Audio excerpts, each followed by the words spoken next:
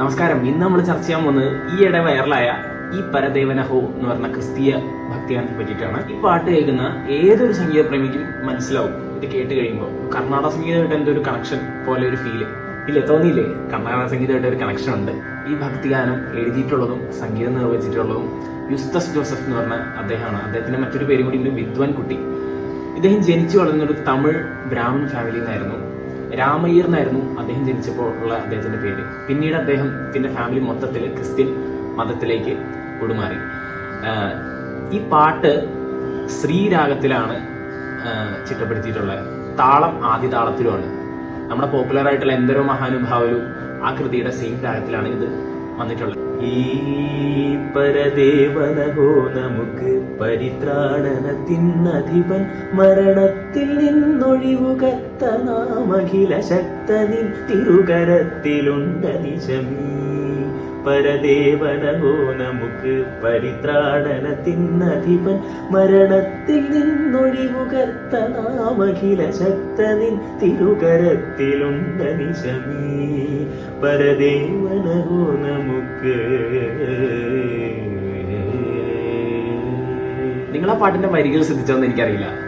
അതിൽ വേറൊരു ഭാഷയും കൂടി, മലയാളത്തിന്റെ കൂടെ വേറൊരു ഭാഷ കൂടി വന്നിട്ടുണ്ട്, സംസ്കൃതം.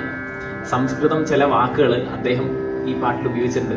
അധിപൻ, അനിശം, സതതം തുടങ്ങിയ സംസ്കൃത വാക്കുകൾ ഇതിൽ ഉപയോഗിച്ചിട്ടുണ്ട്. അപ്പൊ നമുക്ക് പറയാം, മലയാളവും സംസ്കൃതവും ഒത്തുചേർന്ന ഒരു ക്രിസ്തീയ ഭക്തിഗാനമാണ് ഇത്.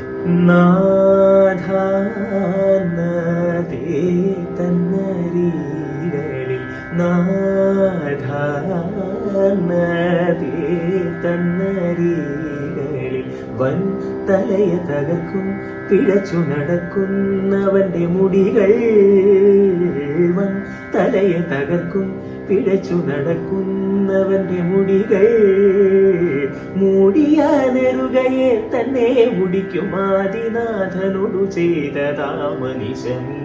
ഈ പാട്ട് ബൈബിളിലെ 68ാമത്തെ നാമസങ്കീർത്തനത്തെ ആസ്പദമാക്കിയിട്ടുള്ളതാണ് കേട്ടോ.